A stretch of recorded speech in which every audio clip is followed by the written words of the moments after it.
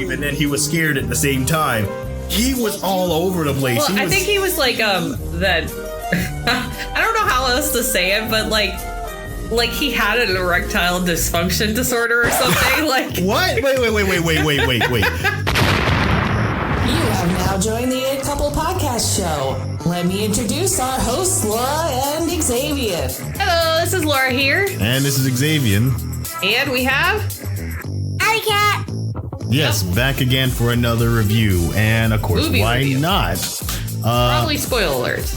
Yes, why not? Spoilers. Spoiler. I don't feel like it's that bad. I think if you're going to see this one, like it's Toy Story. You get the gist. The commercial kind of shows you most of what we're going to talk about. It's a insane adventure and so on. And with Alley Cat here, what did you the think? New generation perspective. Exactly. It was pretty funny, strange, and awkward moments. And for those who don't know, Toy Story came out originally in 1995. Yes. Oh my goodness. Yeah. Whoa. What? Yeah. 1995. Yeah. Talking about going a full cycle. I was her age when it came out. Yeah. I'm literally dead right now. Mm-hmm. Okay. Yeah. And Exaggeration. And she probably got it from her mother too. Okay. And going off that fact, I think Toy Story, I'm not sure, it could be wrong, but I think Toy Story 2 came out in 1998 or 1990. Yeah, they come out very long after. Yeah, I think it was like the original. Yeah. And I guess it took them over 100 computers in order to do the first rendering, which at the time was a big thing because it was the only 3D movie at the time. Now they're popping up everywhere. So this a little bit of 1999, Toy Story 2. Oh, I was only off by 1 year. So and then Toy Story 3 was 2010. Excellent. So wow, they go a lot of, so let's see, 1995, 4 years for the sequel to come out. Uh-huh. Then 11 years later came 3. Yep. And then 9 years later came 4. They are not quick at it. Well, I there was a lot of things going on with Disney and Pixar and stuff like that. So I'm pretty sure that played into it. Yeah, I'm sure. So, let's get right into the movie. Let's get ready to rumble. I was doing the Phil DeFranco thing. I'm not sure if that came across. I was doing the, couple podcast thing, I guess. We're going to start doing that. I can just add that in. We can add that on there. I don't know. It's just being goofy. Whatever. Leave me alone. All right. Well, while I can contain them. Okay, so let's talk about the movie. Okay, so what was the good, the bad? What you think? We're getting Alley Cat's perspective first. Exactly. Coming straight from this 9-year-old. What was your favorite character? My favorite character. Time's on the clock. Gabby. Gabby. Now, can you describe who Gabby was? A very, very, very, very, very, very, very, very, very old doll. Okay. That is apparently terrifying. Yeah, when and you're that young, everything is old to you. Like everything. Well, I think for the doll, I think what they meant was for her to even be old for our generation. Yeah. Which I liked the aspect of the antique store that they brought into it. So that was kind of interesting. Yeah. Actually, like talking kind of like the whole. It showed a lot of their lives and like how they kind of try their best or they're driven to like be played with as toys. I thought that was a very interesting concept. Okay, what else, Alley Cat? Mm-hmm. My least favorite character apparently is the 4 brothers. Oh, okay. So and Gabby's bodyguards. Motley Crue. Yeah, yes, they're awesome on screen though. Yeah, like I liked that aspect of it too. They're terrifying. They were meant to be.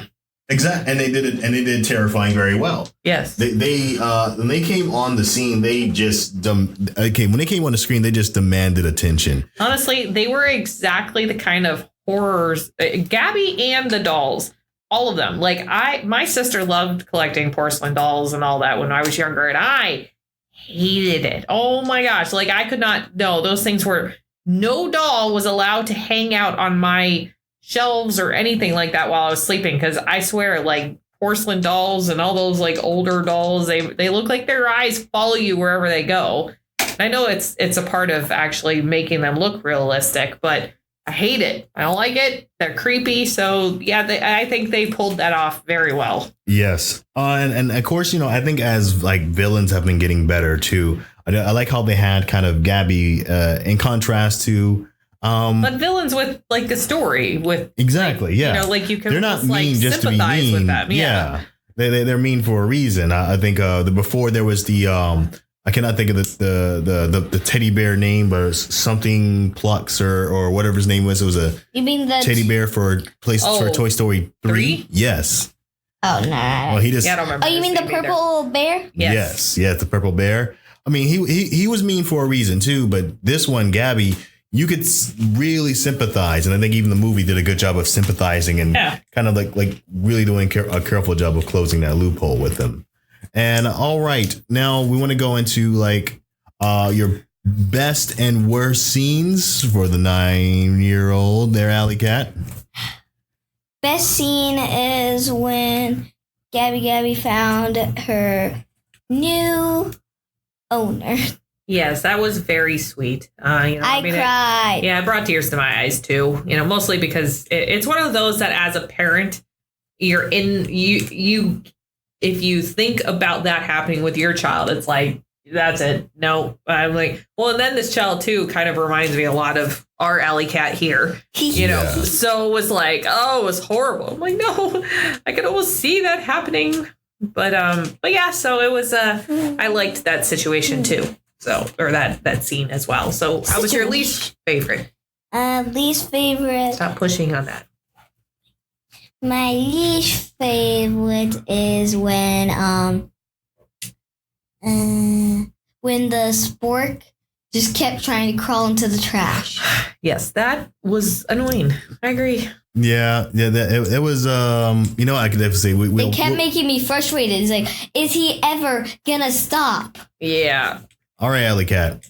Now this is the moment where, well, for you, we've got a lot more to discuss. But for you, just so we can cut it short, you can go back to out there having fun. Would you give this a 2 thumbs up, a no thumbs up, a 1 thumb up, and a thumb down, a thumb sideways? What's your rating for Toy Story 4? What's your thumb rating? Mm-hmm. Quick question. Uh-huh. Can I do it between like the middle thumb and the up 1 thumb? I don't know what that's supposed to mean or how like people between understand. those two. I don't think the people on the other side of this microphone will definitely understand what you're talking about. Then a middle thumb. Half a thumb? Yeah, middle thumb. Middle thumb. So you give it 1 middle thumb.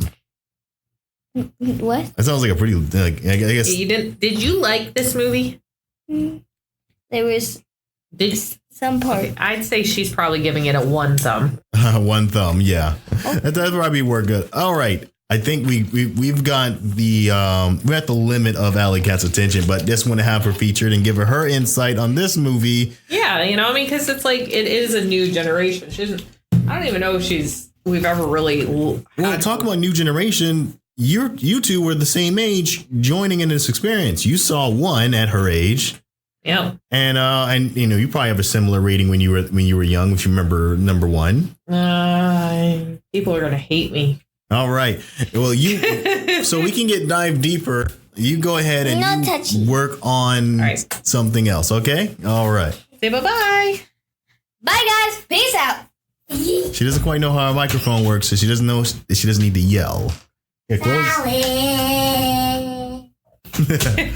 We're starting them young. Trying to hold it, trying to contain all that energy. Yes, she has a lot of it. Very dramatic, and she'll be a great actress someday. But anyhow, back to our Toy Story 4 review, which will probably incorporate Toy Story 1, 2, and 3 into this as well. Exactly.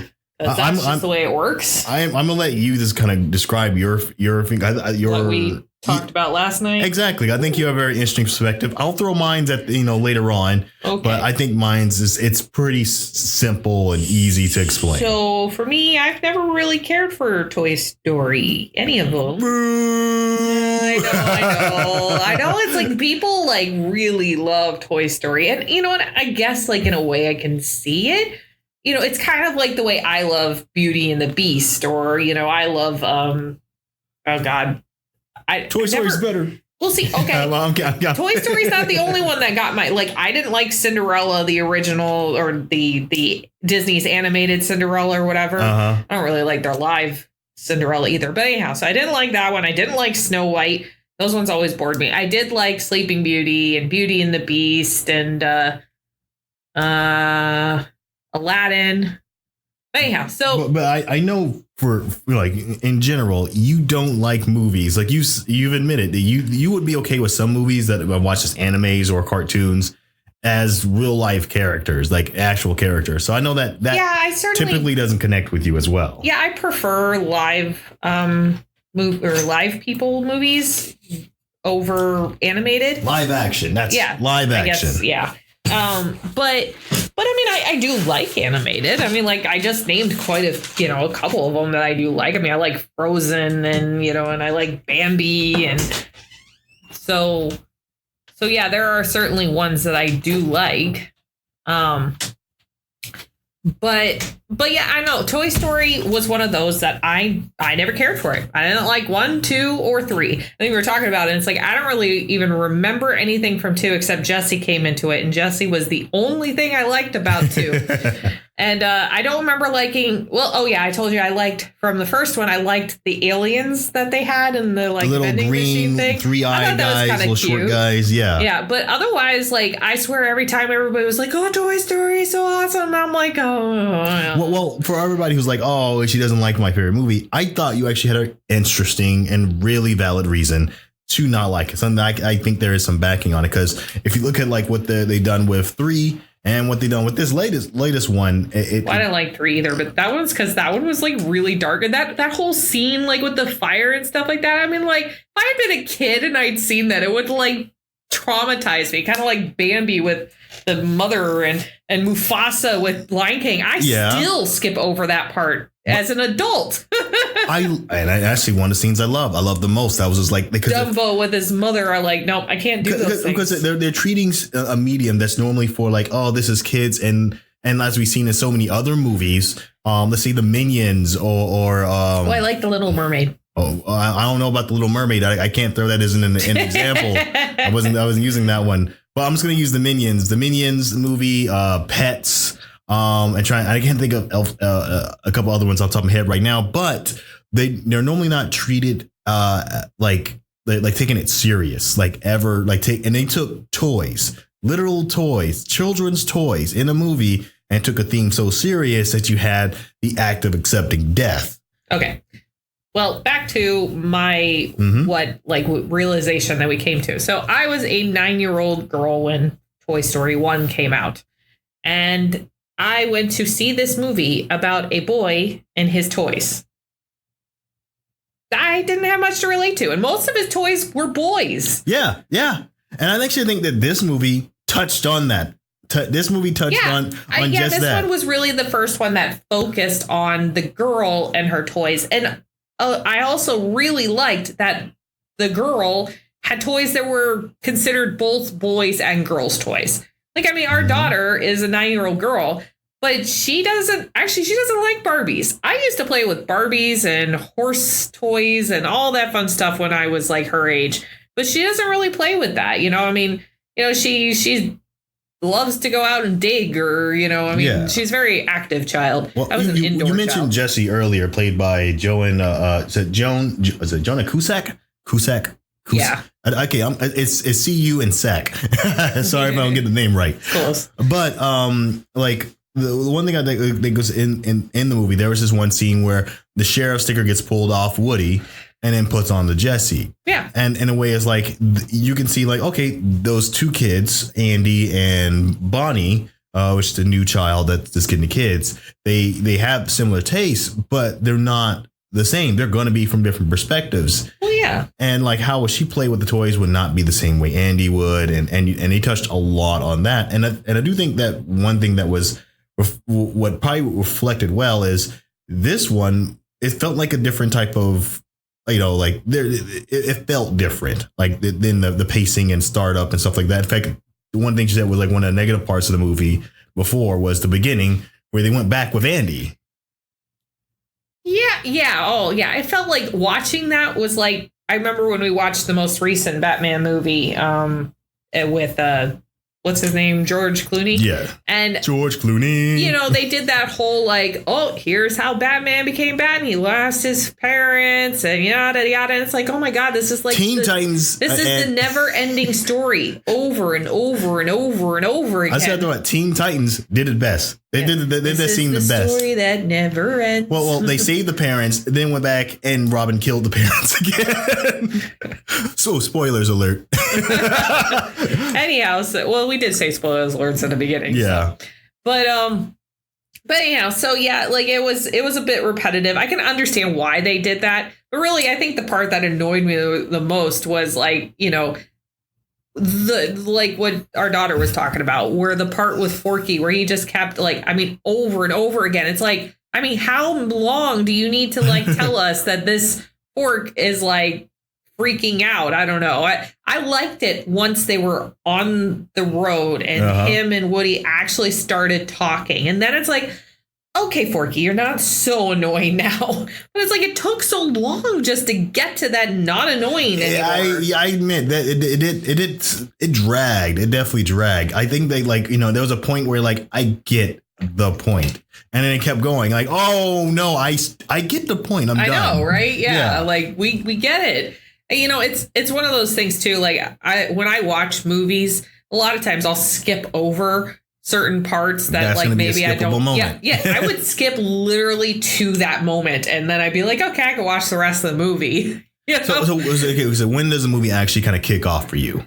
I once Woody and the fork are traveling down the road and stuff like that. I really like that scene, even though it's a slower scene. I really enjoy that dynamic between those two. And honestly, I wish they had built upon more on their dynamic as that kind of, conversation piece, because they never really went beyond that. The funny thing is I was thinking when that walking, that long, where they got to know each other. Yeah. They could have spent, I think, an entertaining hour on just whatever conversation, because that would be interesting. Here he is, a brand new spork of a toy who's looking at himself and is like, I'm trash. And look at me, I'm freaking trash. And of course, as we already explained, they definitely nailed that down. Right. Yeah. Over and over and over and over and over and over again. and then you have the golden boy, Woody. Woody. Yeah, he's seen the block a few times. Exactly. He's been the champion for many, many, many years. Talking about the complete polar opposites. That had to be one hell of a conversation. Just, this being a new toy in the block or whatever. But anyway. I will say it's so funny as an adult, too, listening to these voice actors and going you can even hear the age in their voices and stuff. It's obviously Tom Hanks, Tim Allen or whatever, their voices have been around a long time. Yeah, it's not that same what's that line he says all the time? I cannot think. For Woody, there's a snake in my boots, or that line. It's not as fresh in there. I think they also used some of the old recordings when he said "it's a snake in my boots." So every time the string was pulled, I think that was the old version of him saying sense. That. So because the recording is supposed to sound the same, if it's built right. But yeah, his actual voice is different, which I did also like the whole inner voice thing and Buzz and his Buzz. Oh, the way he just took out of it. Yeah, he was the idea. Oh, your inner voice. No, it's not at all what he was saying, but okay. Yeah. And that whole thing was really cool too. I liked that. Although it's really how many programmed sayings does that buzz have in him? Because like, holy crap, that must have been one expensive toy. Right? Yeah, with over 3,000 responses. And like, seriously? Yeah, from the 90s? I don't think so. Oh, good. But moving on. Who else want to touch on? There was well, I guess the Woody and Bo Peep. Yes. Bonnie, right? Is that Bonnie? The girl? No, not Bonnie. What was Bo her Peep. name? Bo Peep. That was her. She's called Bo Peep. Yes. Or was it Dolly? No, you're talking about the one with the sheep and I am not. The one in the lamp? Dolly. It's Dolly. No. Dolly is that one in the bottom right. Oh, yeah, yes. Okay, yeah. I do want to talk about her specifically too. The actual leader of the room that kind of Bonnie's room toys, and that Woody kind of walked upon. But going on to actual Bo Peep, yes. So, of course, she was definitely a big front runner of this movie. Actually, taking it, what do you think? What was her character like? What can you say about it? I mean, I thought it was really cool. It's an obvious, like, we got to put in a strong female character kind of thing into it. But I did like the dynamic of it. I liked the relationship between Woody and Bo Peep and stuff. And, she was a no nonsense kind of gal. Yeah, I like the for me on my end, I guess my perspective is it did show that, what I think I even said it like while we're sitting in the theater is I leaned over to you and like this first couple scenes it looks like Woody is a badass. And then, of course, they jump out the car. And, of course, and his bad assetry just cuts off. Like it just goes away. Well, and then the moment that she comes into play, it's like all of a sudden Woody looks like he's Buzz, like jeez. But yeah, I was like, holy man, Woody is a badass. He just takes charge. He jumps into this, figures this out. Like he's been doing all this thing. He doesn't second guess anything. And then it's just like a flip of a switch. You get that badassery, and then Bo Peep kind of takes over, which I didn't mind. But it does kind of show that there's I guess similar in character. I guess they're compatible. They're just as crazy. Yeah, I mean they're different characters with how they handle things. Certainly, he is more like he's an emotional one, where Bo Peep is she's. Like I said, a no nonsense kind of I think she looked at a very logical solution. Like, like the one scene in the beginning, I think they did that and maybe overframed it, which is why it kind of dragged a little bit long.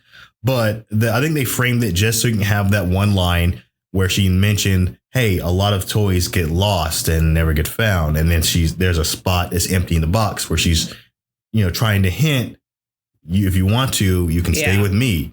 And he chose not to at that time. Well, yeah, like I said, like Woody is that character that he's a protector, so he feels like not just for the kid, but also for the other toys that he's been around, so if it comes down to him getting hit hard or someone else getting it, he's going to choose him. So that's where he chose him in that instance, where Bo Peep is kind of the opposite. She protects herself. She's very like guarded with that. And so, but she's still pretty badass too. So yeah. I think there's different goals in there. I think they've had different experiences and, I don't think it was like too much self from even Bo Peep on it. Cause there was that part where she snaps like, he only thinks himself, like, no, he doesn't. But maybe they'll do a Toy Story 5 Bo Peep story so we could see what happened to her during that time frame where they were separate. Who knows what'll happen on that. But I think a part of it is that their goal was towards the other toys. Like we can still hang around a kid all we can, but eventually each one ends, and who knows if we can really travel with. Well, I know it's so funny, like watching it and seeing all the toys. Like, man, I can think of all the toys that I've gotten rid of, the ones we've gotten rid of for our daughter. Like, man, it's a good thing those things don't have emotions because I put them in some bad situations.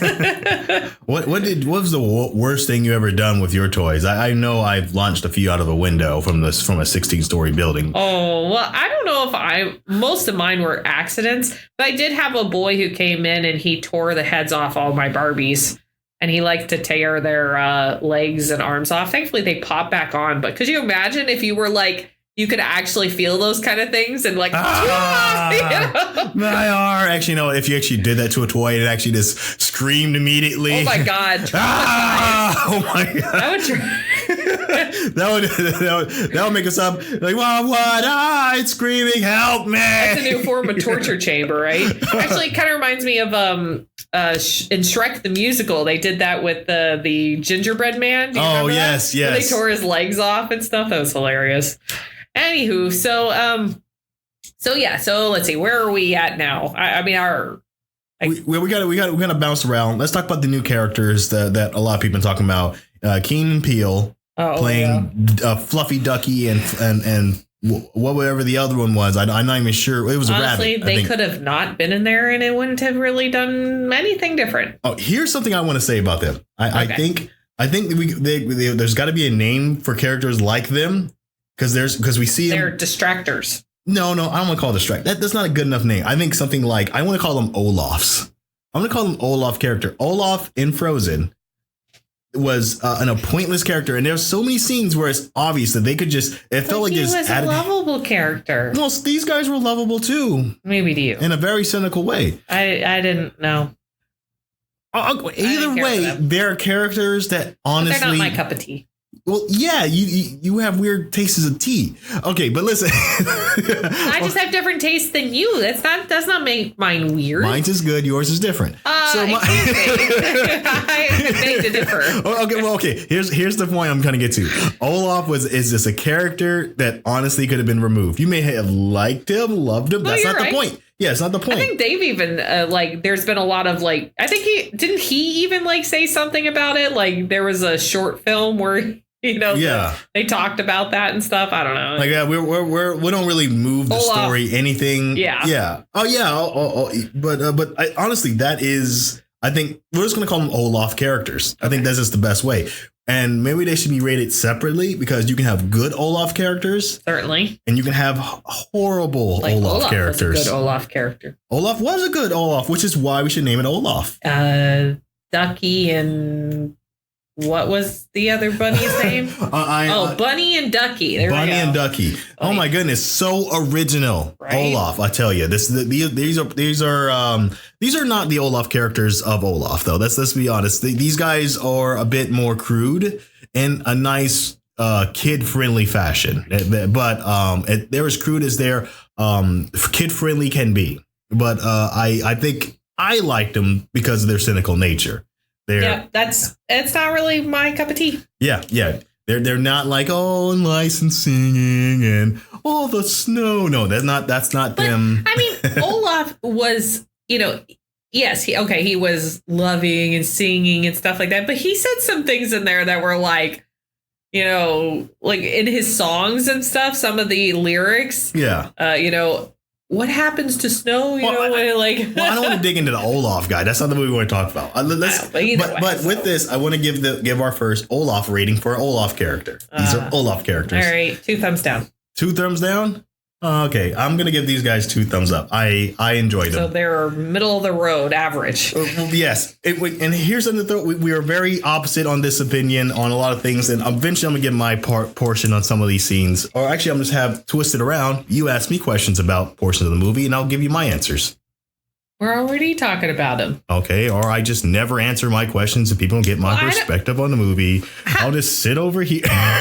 You're talking in it right now, and how am I supposed to answer or ask you your questions? I don't know. Anyway, going on. So then let's talk about the villain of the movie.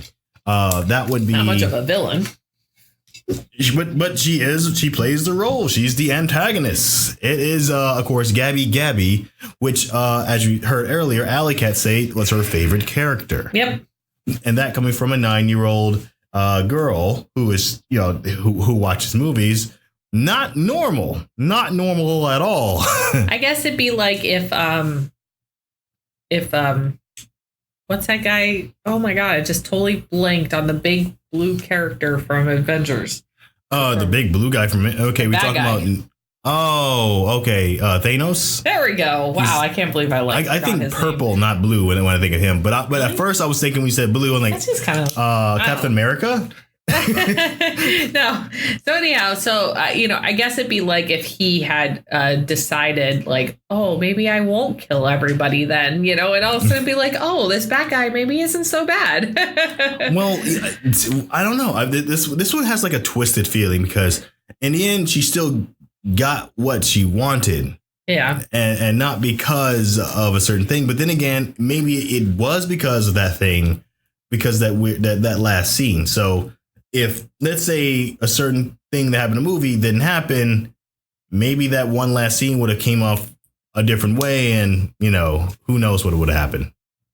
I don't know. Either way, I mean, I think they handled that part well. It was, enjoyable. Yeah, she was a little creepy and stuff like that. That whole, like when you first go into the antique store and actually most of the antique part of that store was very creepy. Like, with the toys and all that. It's yes.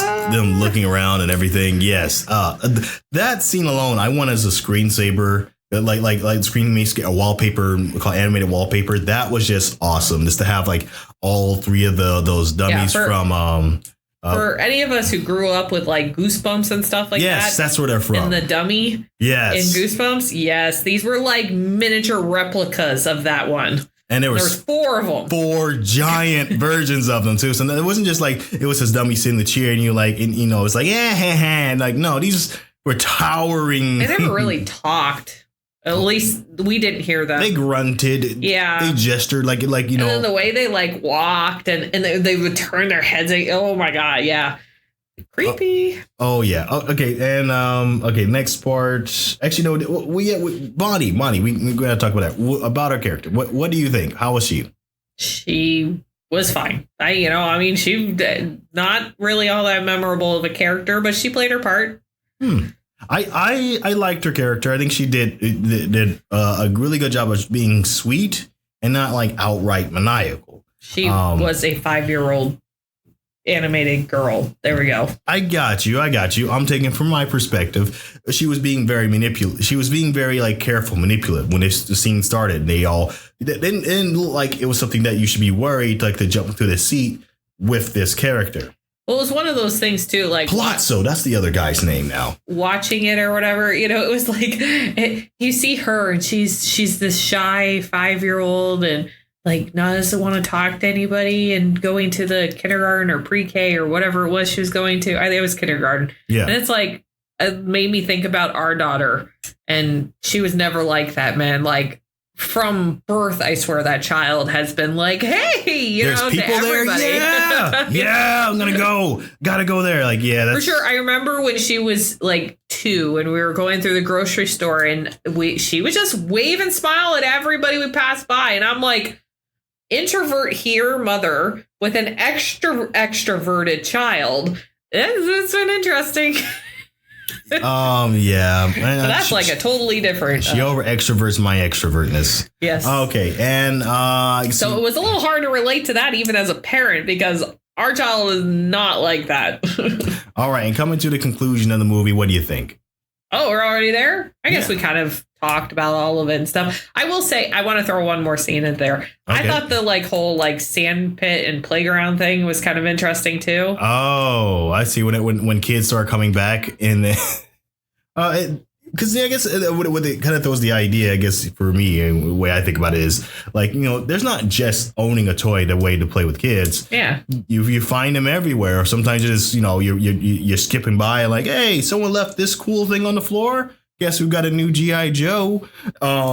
Situations like that. Well, and what constitutes a toy? They opened it up to even more things where you create the shit, Bonnie created the fork and stuff like that. And so that made it a toy. So what was it that made the toy the toy? Was it the name on the bottom or the fact that she just created this thing to kind of look like a toy?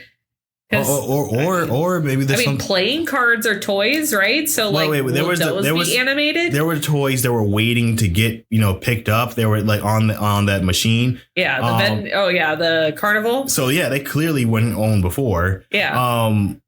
So maybe I don't know. But then again, Hugo, Toy Story 5, you can have iPhone being there as the next being there. Well, everybody plays with me more than you guys. Well, they made the Emoji Movie, so might as well make the phone an individual version. Oh no, we don't need.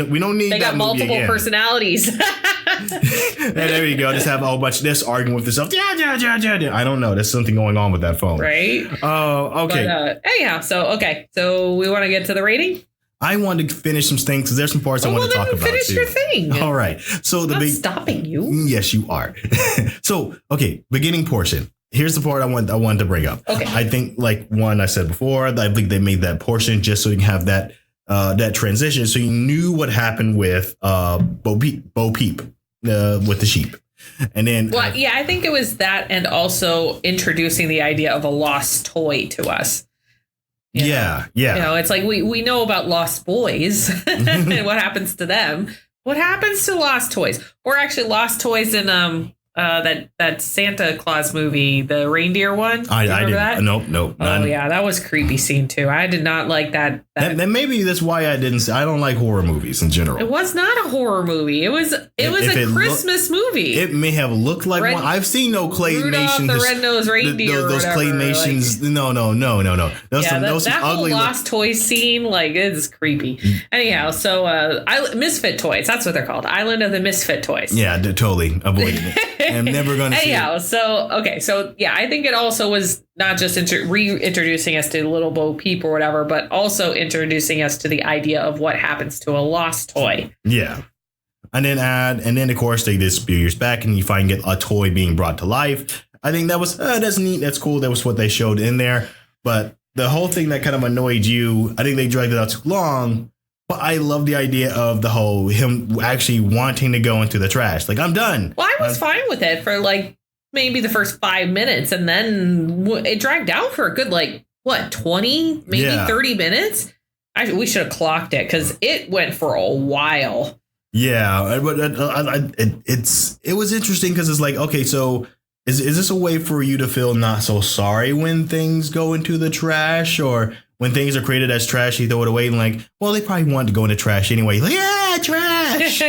So you don't have to worry about that part. Of course, there's a scene Woody as a badass, and going past that part, when they finally introduced Bo Peep, when she came out of reintroduced, yeah. Excuse me, I'm sorry. You could tell she had been warned for wear, that there was some. Well, yeah, she had a couple broken parts and stuff like that were taped together. and there were certain scenes after that portion. I think if I could watch it back, there were certain scenes on Woody that was shown more of his I think his left arm. Before that scene, they didn't show anything, but after that scene where that arm kind of had a situation, Bo Peep, her arm, that weird situation that got a couple chuckles. You start seeing that his shoulder was stitched over and over again, showing his broken side more. And I was wondering if that was kind of a way of, foreshadowing that, you're going to get stitched up again. And of course, that part happens. And then, well, if you see the movie, you'll know that part. I'm not going to try to give everything away. But yeah. So I thought that was kind of neat. A nice little foreshadowing, kind of stitching here, stitching there. And I wonder if they had some more scenes like that. We totally forgot about the best part of the movie. Oh, wait, how do we forget the best part of the movie? And by the way, can you remind me, what was this best part you're talking about? Let's see. Duke Kaboom. Oh, yes. Canada. Mr. Keanu Reeves. Yes. On there. Okay. Duke Kaboom is, I think, having him He's there. He's an Olaf character, too, I guess. Well, no, he actually did some stuff. No, he had a side story. He was connected. Yeah. He's not an Olaf character. You still need him in order to progress. So, yes, Duke Kaboom is not an Olaf character. But yeah, he was awesome. He had everything going for him. He had confidence. Then he was chickening out. Yeah. Then he had he was brave, and then he was scared at the same time. He was all over the place. Well, I think he was that. I don't know how else to say it, but like he had an erectile dysfunction disorder or something. Like what? Wait. How are you? How? Because it's a performance issue for him. That's what makes him like feel bad. That meant he was erect in the. No, but like, okay, this so isn't playing well in that direction either. He had that whole scene. Remember when we flashed back to his kid, and so the thing that made him not feel like he could do what he could do is because he couldn't fly. He just kept crashing. So it was a performance issue. I'm not sure if that's performance issue. I'm not sure if that's how it actually works. That you have a flashback and then but I don't know. I'm going to say, yeah, sure, why not? I'm not. Out of the two of us, I certainly definitely have no idea. I'm just picturing that's a very bad situation. You're hot, heavy in the mood, and then grandma. I don't know. I mean, that was a weird part to have understanding to. That's a weird part to be like. I was thinking about in the show Glee, they have this like whole scene where they're like kissing their girlfriends, and so they're like, oh, so I don't get too hot and heavy. I think about like a horrible thing happening, like fat people falling down. I'm sorry, Keanu Reeves. I mean, Duke Kaboom. Yeah. He will never stand on both legs again.